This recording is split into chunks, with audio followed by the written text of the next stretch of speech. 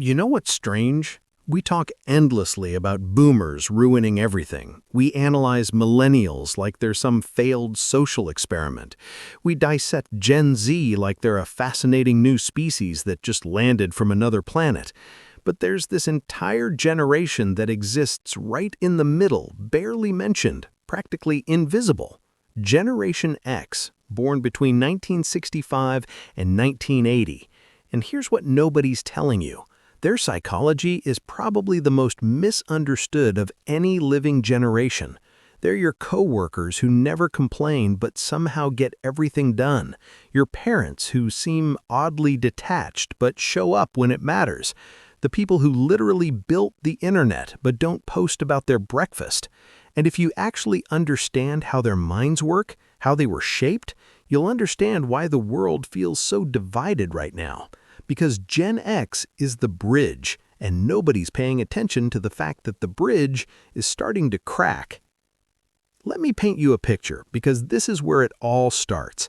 It's 1978. You're 8 years old. You get off the school bus and walk to an empty house because both your parents are working. No smartphone to check in, no Ring camera so mom can see you made it home, no text message saying, "I'm here." You let yourself in with the key around your neck, make yourself a snack, do your homework alone at the kitchen table, and wait. Just wait. For hours sometimes. And this wasn't rare. This wasn't a few kids with neglectful parents.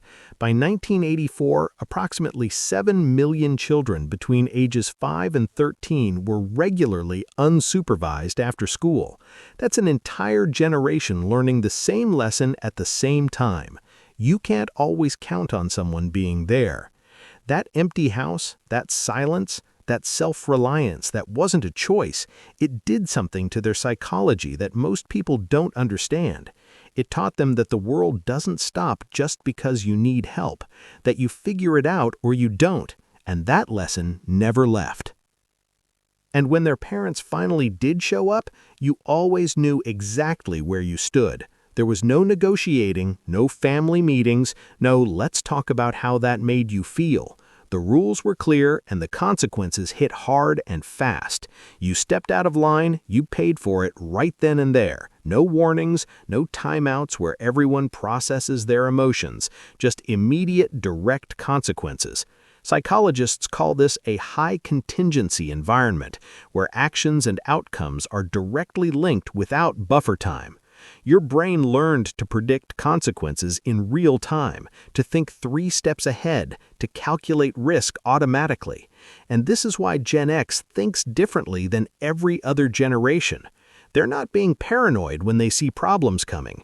They're using a prediction system that was installed in childhood when mistakes had real, immediate costs.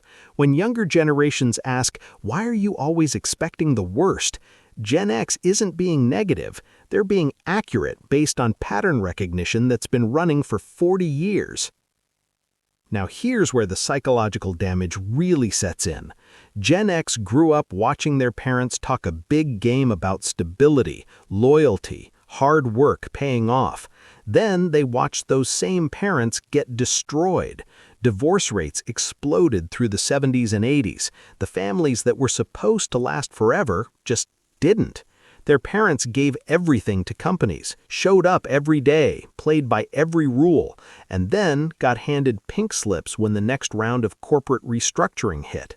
Gen X watched the promise break in real time. Work hard, follow the rules, and life will work out. Except it didn't. The rules changed, the loyalty was not returned, the stability was a lie. So when psychologists call it defensive pessimism, Gen X just calls it pattern recognition. It's not cynicism when you've literally watched it happen over and over. It's adaptation. They hope for the best, genuinely, but they prepare for the worst because history taught them that the rug gets pulled, always. And this created something psychologists are only now starting to understand. A generation that operates with one foot always pointed toward the exit, not because they want to leave, but because they've learned that staying too committed to anything is dangerous. And this is where Gen X gets really interesting psychologically. They turned irony into a shield. Everything's a joke. Keep it light. Laugh it off before it can hurt you. This wasn't a style choice. This was a survival mechanism. They grew up in the shadow of the Cold War when teachers casually discussed nuclear annihilation like it was just another unit in social studies. Duck and cover drills where you practiced hiding under your desk as if that would save you from a nuclear blast. Adults acting like the world could end at any moment, but also insisting you shouldn't worry about it. Just practice hiding under furniture. When the adults around you hold two completely contradictory ideas at once, when they tell you everything's fine while preparing for apocalypse, you learn to do the same thing. You learn to care and not care simultaneously. You learn to hope while expecting disaster. And you learn that emotional distance is safer than emotional investment. Because if you don't take anything too seriously, nothing can really hurt you. Or at least that's what you tell yourself while building walls so high you sometimes forget what it feels like to let someone in. But here's what's fascinating, and this is where Gen X really diverges from every other generation. Despite all this emotional armor, all this defensive pessimism, all this self-reliance, they developed this distinctive approach to work that stands out even today. They don't talk about it, they don't post about their productivity routines, they don't make LinkedIn posts about hustle culture, they just do the work. This work ethic was forged early through jobs that seem almost archaic now. Paper routes at 5 in the morning, in the dark, in winter, when you're 12. Bagging groceries, working fast food registers where you had to calculate change in your head when the machine broke. These weren't resume builders, these weren't internships, these were raw, unfiltered introductions to the adult world, where a kid could be responsible for something that actually mattered. And they learned that nobody's coming to save you, nobody cares about your excuses, and the work either gets done or it doesn't. So they became the people who just get it done, who don't need supervision, who don't need motivation, who show up and execute because that's what you do, not for praise, not for recognition, because the work needs doing. And here's the paradox that defines Gen X psychology. They watched their parents' generation get destroyed by corporate loyalty, gave 30 years to a company and got nothing but a pink slip and a handshake. So Gen X never believed in company loyalty. They think that's delusional. But they're fiercely, almost obsessively loyal to their own competence. They can't control whether they'll get laid off. That's always a possibility. But they can control whether they're the most valuable, most capable, most irreplaceable person in the room when layoffs happen. So they accumulate skills obsessively. They learn to do everything themselves. They become the person who can fix the printer, code the website, manage the crisis, close the deal, do the math in their head when the computer crashes. Not because they love learning, because competence is the only real job security that exists. And this created something really interesting, a generation that's simultaneously the most independent and the most quietly collaborative. They'll never ask for help, they'd rather figure it out themselves, been doing that since they were 8 years old. But if you need help, they'll show up, without drama, without posting about it, without expecting credit. They just show up and solve your problem, because that's what friends do. This comes from forming tight bonds out of necessity when parents were absent and you only had each other. Let's talk about their relationship with authority, because this is where Gen X drives every other generation crazy. They respect competence, not titles. If you've earned your position through actual skill, through proving you know what you're doing, they'll follow you anywhere. They'll respect you, listen to you, trust your judgment. But if you're just someone with a fancy job title who doesn't actually know what they're doing, if you got promoted through politics or connections or because you talk a good game, they have zero patience. They'll comply because they have to, but they won't respect you, and you'll know it. Because Gen X questions authority reflexively, not because they're rebellious, but because they watched incompetent authority figures make catastrophic decisions their entire childhood. From Watergate to Iran-Contra, to the fumbled AIDS crisis, to corporate scandals, to government incompetence, they learned early that the people in charge are often just making it up as they go. So when someone says, "because I said so," or "that's just how we do things," Gen X hears, "I don't actually have a good reason," and they tune out. Not visibly, they're too professional for that, but mentally, they've already dismissed you. And economically, Gen X has been traumatized repeatedly in ways that fundamentally shaped their financial psychology. The youngest Gen Xers graduated college right into the dot-com bubble burst. Just as they were getting started, the economy collapsed. The oldest ones were hitting their stride, buying houses, starting families, when the 2008 financial crisis hit and destroyed everything. They've watched their retirement accounts evaporate twice. They've seen stable careers disappear overnight. They've experienced economic catastrophe at every major life stage. And this created a generation that operates with what economists call trauma-based diversification. They're more likely to have multiple income streams, not because they're entrepreneurial by nature, but because they've learned that nothing lasts. The job won't last, the company won't last, the industry might not last. So they have side hustles and backup plans and escape routes built into everything they do, not because they're pessimistic, because they're realistic. And when younger generations criticize them for not being more idealistic, for not believing companies will take care of them, Gen X just thinks, you haven't been destroyed enough times yet. You will be. But here's where Gen X psychology gets dark, and this is something they don't talk about. They struggle with patterns of self-reliance that border on pathological. They're incredibly capable in crisis situations, almost eerily calm when everything is falling apart. But that capability comes from an unwillingness, almost an inability to depend on others. Research shows that Gen Xers report significantly lower levels of seeking social support during stressful periods. Not because they don't have people they could ask, they usually do, but because asking feels like admitting defeat. It feels like being that 8-year-old kid again, alone in an empty house, needing help that isn't coming. So they just don't ask. They handle it alone. They burn out alone. They struggle alone. And they think that's strength when sometimes it's just stubbornness wrapped in childhood trauma. They're so good at being alone that they forget how not to be alone, even when they desperately need not to be.